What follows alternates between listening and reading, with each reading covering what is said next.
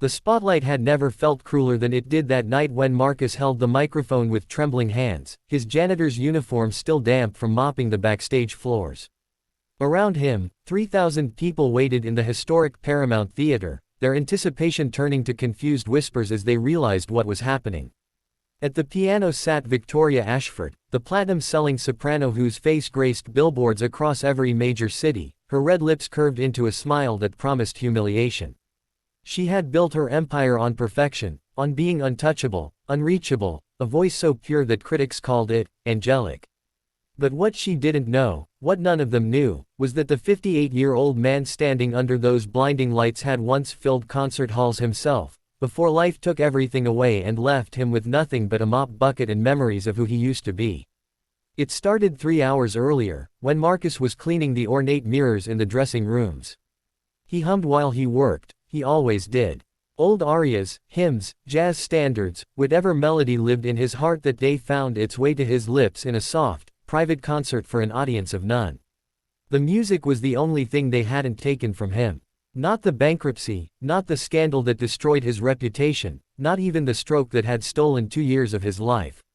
Victoria swept past him without a glance, her assistant trailing behind with garment bags and bottled water with specific pH levels. Marcus stepped aside, pressed himself against the wall the way he'd learned to do. Invisible. That's what people like him were supposed to be in places like this. But then she heard him.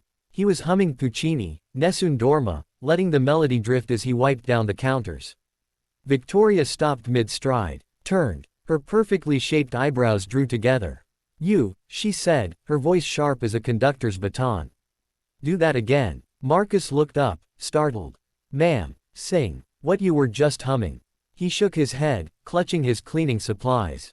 "Oh, no, I didn't mean to disturb you, Miss Ashford." "I'll be quieter." Her assistant smirked. 2 backup singers who were getting ready in the corner stopped what they were doing to watch. Victoria stepped closer, her heels clicking on the tile floor like a countdown. "I'm not asking," she said. "Sing it properly." Something in her tone made Marcus's jaw tighten. He'd heard that tone before, in his old life, from people who thought their talent gave them the right to treat others like instruments they could play at will. He wanted to refuse, to simply leave, but he needed this job. His daughter's medical bills demanded he need this job. So he sang. Just a few lines, barely above speaking volume, but the Italian words flowed from his mouth like water from a long-sealed well. Even restrained, even diminished by age and hardship, his voice carried something that made the room go still. It carried memory, loss, survival. Victoria's eyes glittered. "Interesting," she said slowly. "Very interesting." That's when Marcus should have known. Should have recognized the look on her face, the same look he'd seen on people's faces decades ago, right before they destroyed him. The look of someone who had found something they could use. The concert was already sold out, already promised to be Victoria's greatest performance. But during the intermission, she made an announcement that rippled through the crowd like electricity. She had discovered, she said, a hidden talent. A janitor, yes, a janitor, who fancied himself a singer. As a gesture of kindness, of generosity, she would give him the opportunity of a lifetime, to perform a duet with her, right here, right now, in front of thousands. The audience erupted. How gracious, how humble, what an opportunity for that lucky man. Backstage, Marcus stood frozen as her assistant pushed a microphone into his hands. "Miss Ashford doesn't like to be kept waiting," the assistant said coldly. "I can't," Marcus whispered. "I haven't performed in 20 years. I can't." "You'll embarrass yourself either way," Victoria said, appearing behind him like a shadow. "Either out there, or right here when security escorts you out for insubordination. Your choice." The threat was clear. His job, his daughter's insurance, everything, balanced on the edge of her whim. So Marcus walked onto that stage. The audience's applause was deafening at first, then confused, then pitying as they took in his appearance. His worn uniform, his graying hair and weathered face. The way his hands shook. Victoria stood beside him in a gown that cost more than his annual salary, radiant under lights that seemed to bend toward her like supplicants. "We'll sing the prayer," she announced to thunderous approval.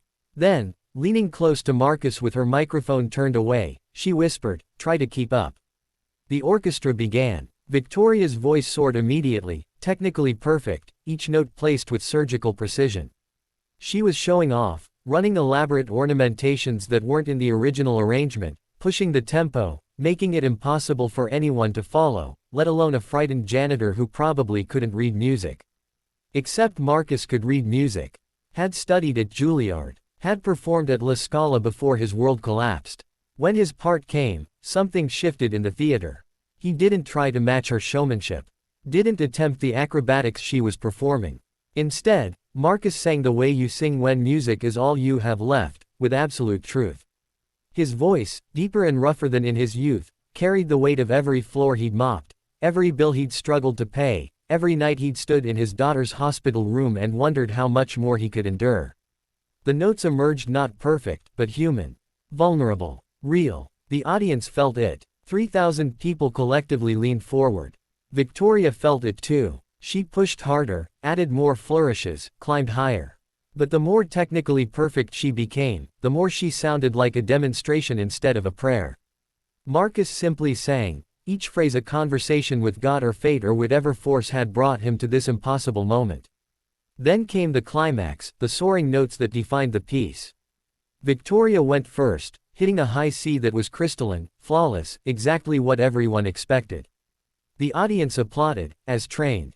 Then Marcus's turn. He closed his eyes. Thought of his daughter's smile when she'd first heard him sing, back when she was small enough to sit on his shoulders. Thought of his late wife, who'd believed in him even when he'd stopped believing in himself. Thought of all the music still trapped inside him, waiting for one more chance. He reached for the note, and went beyond it. His voice opened up, released something that had been locked away for 2 decades. The note wasn't just high, it was transcendent. It had texture, color, a vibration that seemed to resonate in people's chests. The kind of note you don't produce with technique alone, but with a soul that's been shattered and rebuilt. The theater went completely silent. Then someone started crying. Then someone else stood up. Then the entire audience was on their feet, and the applause wasn't polite or appreciative, it was explosive, reverent, the kind of ovation that demands more. Victoria stood frozen, her microphone hanging at her side, her carefully constructed perfection suddenly revealed as exactly that, constructed. Beside her was something she'd spent her entire career trying to achieve and never could, genuine, unguarded, transformative artistry. Marcus opened his eyes to a standing ovation. To people weeping. To Victoria staring at him with an expression he couldn't quite read, shock, yes, but also something that might have been recognition.